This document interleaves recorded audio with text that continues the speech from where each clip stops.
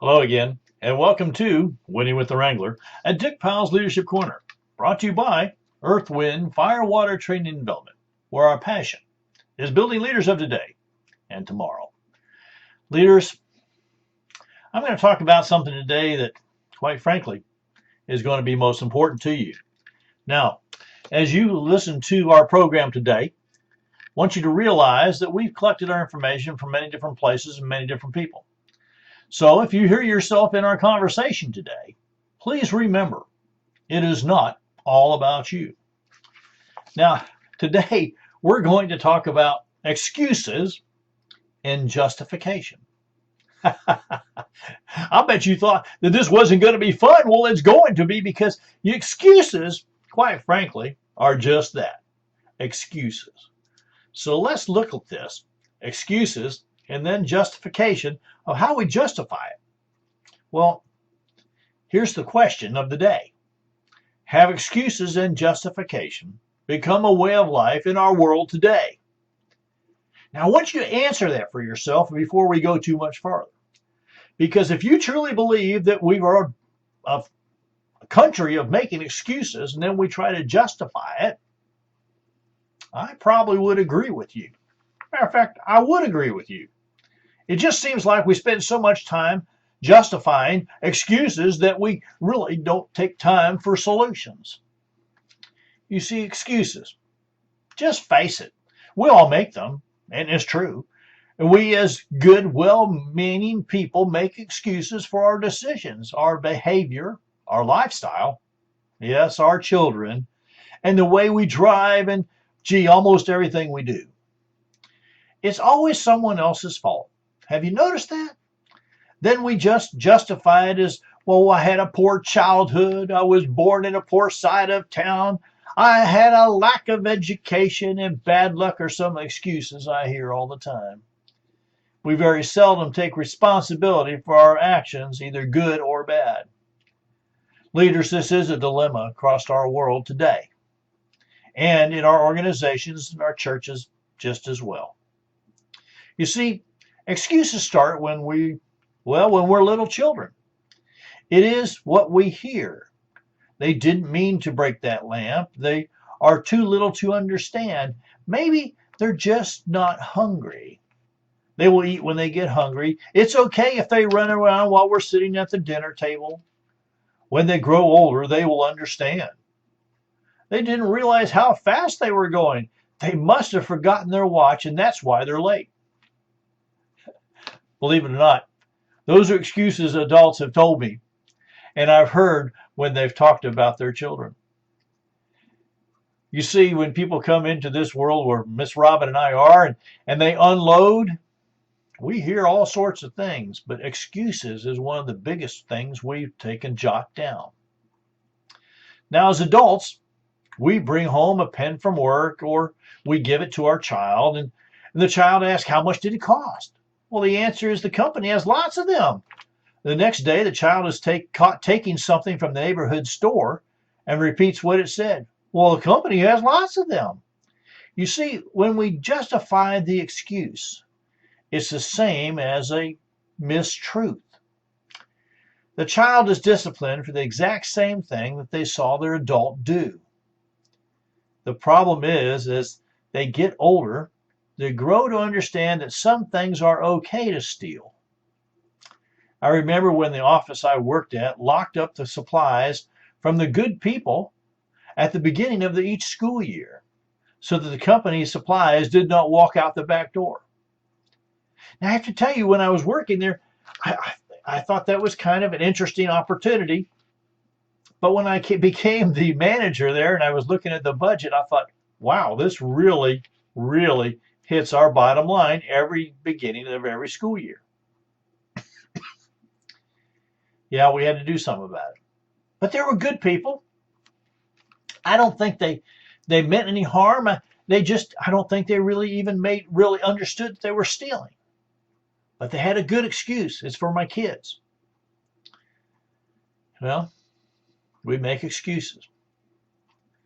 You see, people do what people see, and the problem grows. One person takes a pen and two pens and maybe some paper clips and a ream of paper, and next thing you know, everybody else is doing it because, well, Jimmy Bob did it, and by golly, so he was okay for him to do it. And as leaders, if we perpetuate making excuses, then people do what people see and people repeat what people hear. You see, we have to ask ourselves, what is the legacy that you are leaving to those around you? Do they see you obey the laws? Now, if you badmouth a law, do you work to change it through the process, or do you just complain? Do you drive over the speed limit because it's just plain stupid to have to drive slow? Believe me, the police officer gave me that one written down.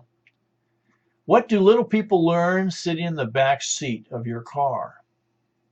Do they learn some new words? Do they learn a new symbol as you stick your hand up out of the window? When they grow up and are stopped for speeding ticket, do you wonder where they learned that? Do you wonder what seeds you are planting now that you will grow out of control in your later years? You see, this thing of making excuses starts at an early age.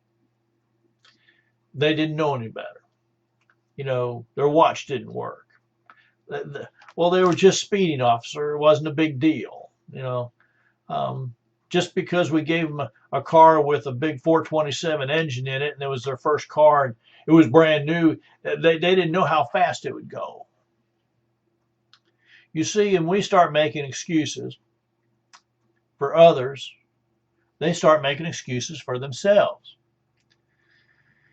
And that, my friends, is dangerous because it perpetuates the mistruth that you can have an excuse and get away with something. You see, as young people see that, and then they do it in later years, you go, well, why were you speeding? Why'd you run up that credit card? Well, you see, parents and leaders ask those kind of questions. I had a group of people that I was a manager, and they had to turn in their expense vouchers, and it amazed me that we allotted, well, back then it was $35 a day for your meals. And this one gentleman, every day he was out working, it was $34.99. $34.99 every single day. And so the people around him started doing the same thing, $34.99. And I started saying, okay, there's something wrong here because I can't ever remember buying anything for $34.99 and getting a meal for that. But I'll tell you what, just start turning in your receipts. I'll pay the receipts. Well, that caused quite a turmoil because people were making a lot of money. They were charging $34.99 and eating somewhere that was $1.50. That's stealing. But the excuse was, you said we could charge up to. You see, that's the piece where one person, and then it bled over to many different people. We make excuses, and excuses get taken as real life. So leaders, we need to constantly think about this and what we're doing. You see, when we make excuses and then justify them to ourselves and those around us, what are we really doing is lying to ourselves and the real reason we are making poor decisions. Now, how do we as individuals, parental units, communities, countries, nations, and the world change this way of doing things? Well, I've got some ideas. First of all, I'm going to encourage you to do this. We must take responsibility for each action. We, personally, each one of us must take responsibility for each action, both good and bad. You see, I learned that long time ago that it was the seventh law in the Boy Scout law that when I was 11 years old. The law said obedient. And obedient means means to follow the rules of your family, your school, your troop, to obey the laws of my community and my country. It seemed like a pretty easy thing, even though I found it from time to time hard to live by. And if I believed the rules and laws were unfair, I would work to have them changed in an orderly manner rather than disobey them. It meant for me to take responsibility for my own personal actions. You see, I learned that there are always consequences for each action taken. I learned to think first and act second. Now, I will tell you that there are still times when I mess that up, but I do my best. Sometimes this was a hard, even a painful lesson for me, but no excuses. I heard my grandpa say it over and over, no excuses. He would say, excuses are just that, excuses. Now tell me the real reason you did that. Now his next question was even harder. He would say, so what did that teach you? And I would have to go and explain it. But I found asking that question to myself sometimes is a worthy thing to do. Yes, I did that. Yes, I will take credit for taking and learning the consequences. You see, personal responsibility and personal leadership go together. And that responsibility and knowing that each action has a consequence. Some good, hopefully, all of them, but some not so good. But being a person of integrity means that you're going to accept the consequences and live with them. A little bit harder thought process, isn't it? This thing of personal accountability and personal leadership. We as leaders, though, I need to encourage you to install this into the people around you. Step number 2. You must be trustworthy. But trust doesn't come in a day. It happens daily.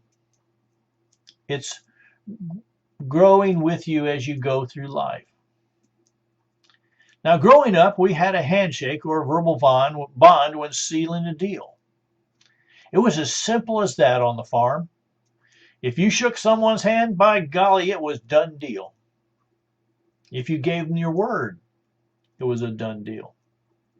They knew that they could trust you unless something unforeseen, terrible thing happened, you would follow through. Now, it's all he said, she said, unless it's written in black and white and notarized. And even then, I found that people try to break away from it, even when it's in black and white and been written down, and both parties have signed and it's notarized. You see, trustworthy means you can be trusted. Are you constantly worthy of that trust? You first must be honest with yourself and then to those around you. You see, trust is a construction job on you and built daily. It means keeping your word, and others can depend on you to always do the right thing because it's the right thing to do. When trust is broken, mending, well, it will take a long time of action to reverse and move forward. Being trustworthy is a big part of each individual's responsibility in life, as far as I'm concerned. We as leaders have a responsibility to instruct this thought process. And when we do, we will see our organization, our company, and our families grow and grow in the right way. The third step on this that I truly believe can change the way we're doing things is we must be brave. We must stand for what we believe in. Being brave also means speaking the truth, admitting a mistake, apologizing and making it right. You see, when we see someone that is in trouble, bullied, scared, outcast, lost, it is our duty to stand in his or her defense. Come along beside them and be of help. As leaders in large organizations, I have seen this bullying situation or the people being put down in way too big of manner. I've seen it in the boardrooms. I've seen it on the work areas. And I've seen it in churches. It really has no place in any of those places. If we're building true relationships, we're building bridges from one to the other. We're finding out about each other's gifts and talents. We're locating and really spending time to do that. If we've said something out of line or we've done something out of line, we've made good on it and taken care of it. And apologize. Learn, moved on. These things, these 3 steps that I've gone over, I truly believe will help erase that E word. And when we get rid of that E word, I believe as a country, as a nation, as a company, as a family, we will grow. And we will learn that solutions will be taken over from excuses. Let me spend a moment and just kind of go over the front part of what we were talking about today, because I believe it was just that important. That when we're really looking at this justification of our excuses, just how does it happen? You see, can we actually face a solution? Can we face a situation, an opportunity, and instead of making excuses, I didn't have time, I couldn't get it done, blah, blah, blah, blah, blah, actually saying, I just didn't get it done. I really have no excuse. And then dig to the deeper part of it. Well, I didn't want to do it. I procrastinated too long and waited the last second. Didn't have enough help. Didn't understand. You see, usually an excuse happens when the person didn't really get all the information. Didn't understand the whole parts and pieces. And then had an experience where they had asked questions and been turned away. And so they learned a terrible lesson. Don't ask questions. It's better to take the heat for not getting something done than really trying to make sure I know what I'm supposed to do. Leaders, this is something we see all the time, especially in organizations where something comes down from the top and it's disseminated down through the ranks. By the time it gets to the bottom, it's just like that old game where we sit in a circle and we would tell a story to the person to the next of us, and they would tell a story to the next one, and finally get around to the original story, and it would be so entirely different. That's why this thing of communication becomes so important for leaders. You see, solid communication that is explicit, it's right on the money, it's short and sweet, and there's no ways to take and bend it around, really start to make sense. But it has to be disseminated in a way that is going to make sense where everyone's going to get the exact same words as well as the same meaning. So our communication techniques that we use in our corporations and companies and jobs and home and every place else needs to be explicit. It needs to be on the money. It can't be willy-nilly. We as leaders must really start to think through how we are getting this across. The second thing that I'm going to really encourage leaders is listen to the people. If they say they don't understand what's going on, take time, explain, encourage, instruct. You see, that's really what our job is as leaders. Our job isn't to stand at the top of the room and yell down orders and expect everyone to do them just because we said so. That's when excuses start happening. And that's when justification happens on top of that excuse. Make sure that people are understanding this thing of communication. You know, I talk about it all the time because it should be the easiest thing we do, and it's the hardest thing that we do. And when leaders tell me, I just don't have time to explain it all to them, I'll just do it all myself. That's the message you send. I'm going to tell you what, that message just said, I don't trust you. You don't need to know. It's all secret. Make up your own stuff. There you go. And that's where excuses come in. I didn't know. No one told me. How come? You know, like I said, I know we all make excuses. But as leaders, if we're doing our best, if we're being intentional about not doing it, I truly believe people start going, wow, he doesn't make excuses. He stands by his word. Huh. Even when he messes up, he comes back and says, hey, I screwed up and we got to fix that. Isn't that amazing? He didn't make an excuse. He just said, we need to find a solution. Boy, that's a whole lot different, isn't it? Isn't that? Can you imagine your children coming to you and you say, hey, we need to find a solution because I just broke that vase? That's a whole lot better than saying, hey, somebody did it. Of course, I always know who somebody is because my wife every night says, I wish somebody take out the garbage, and, well, it's me. Excuses. Justifying excuses. Think of how much wasted time you have in your life, in your organization, when excuses are made instead of solutions are looked for. Think how much time is wasted. Think how much aggravation, how much stress is put on folks and those around you making excuses. Do you know how much stress excuses bring on to people? Excuses bring on things that internal organs don't work and all sorts of things. Stress from excuses. That's pretty silly. Look for opportunities. Look for a solution. You see, I think when we teach people that, we instruct on how it's done, we show them because we live that way, what a change it can make. All right.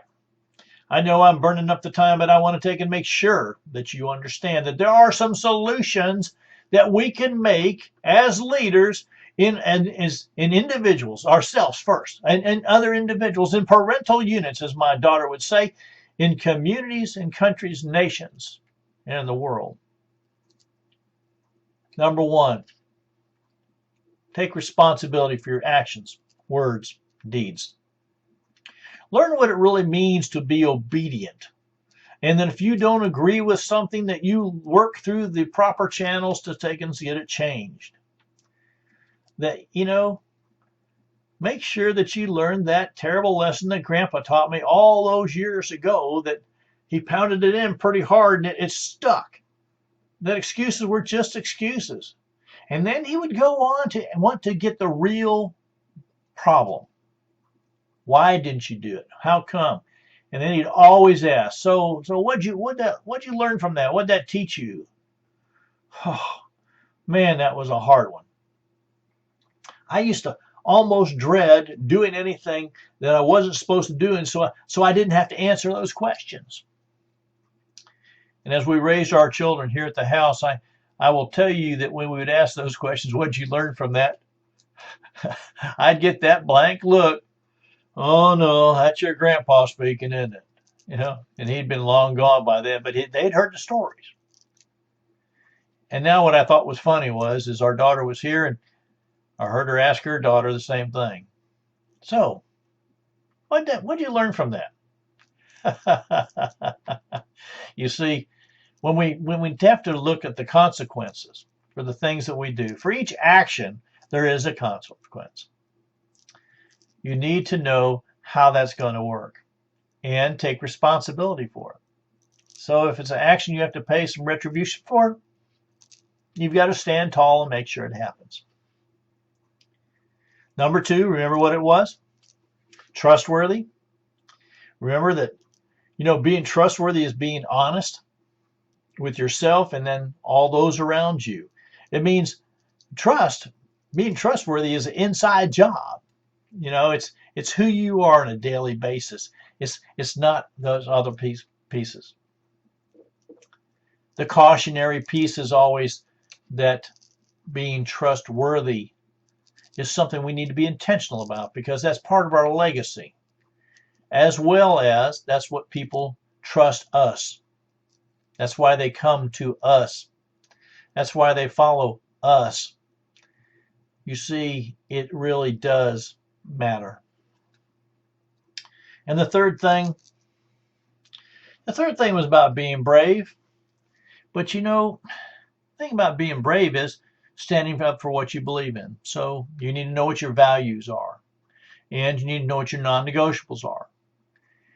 And you would need to encourage others to really know what code that they live by. Anyone who knows me very well knows the code I live by. It's the code I've lived by since I was probably 11 years old. And I stood there in front of a group of people with my hand in the air and made that pledge. It's been a hard thing to live by, but I'll tell you what, it's been a great thing to live by. But you need to know what yours are, not what mine are, but what yours are. You need to know what your non-negotiables are, the absolute things you will absolutely, positively never, ever do. People need to know what those are. And if they know you very well, if you've built that relationship, they will know. And you never can tell. It just kind of rubs off on those around you. You need to always remember and be intentional about speaking the truth. Now, sometimes the truth is as you know it at that right time. And so say that. This is the truth as I know it right at this moment. But if you need to go and do no more research and be prepared, well, that's what you need to do. You must be brave enough that if when you make a mistake, because you will mess up. That's just life. You need to go and apologize for it. Learn from it. And then move on. If you can make it right, do it. If not, apologize, learn, move on. The big thing here, though, and I'm encouraging everyone because it seems like a national disaster problem opportunity, this thing of being bullied, scared, outcast, lost. People that are being bullied within an organization is just flat wrong. If they're being bullied at school, it's flat wrong. You know, if they're scared to speak up because they've been bullied or they've been put down or they've been told to sit down and be quiet, it's flat wrong. If they've been made an outcast because they did stand tall for their beliefs, it's just wrong. If you see someone who is wandering, lost, and needs direction, and you don't help them, it's just wrong. But these are things that we as leaders can do and should do. And I'm going to encourage you to always be on the lookout. You see, personal accountability and personal leadership prevents excuses. And you won't have to justify the things that have happened in your life or in someone else's. This is the part that really starts to ring true.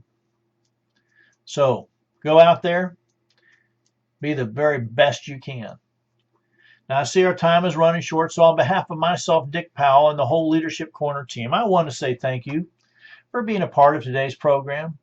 Our hope is that you've received a nugget of wisdom and guidance that will help you become a better leader. Now, if you have any comments or questions or input on today's program, please don't hesitate. Give us a call, 727-422-1833. Send me an email, dick@ewfw.org. Go to our website, spend some time, look around, find the things that we can help you with here at Earth, Wind, Fire, Water Training Development. There's a place there you can send me a little note at www.ewfw.org. When you're looking for someone to come and put on a leadership seminar for your group, please don't hesitate. Give us a call. If you're looking for someone to come and really do a keynote opportunity for your group, give us a call. and do it quickly because we get booked up very quickly over the year, and we would love to come and be with you. But until next time, DW the Wrangler saying, ride hard, ride fast.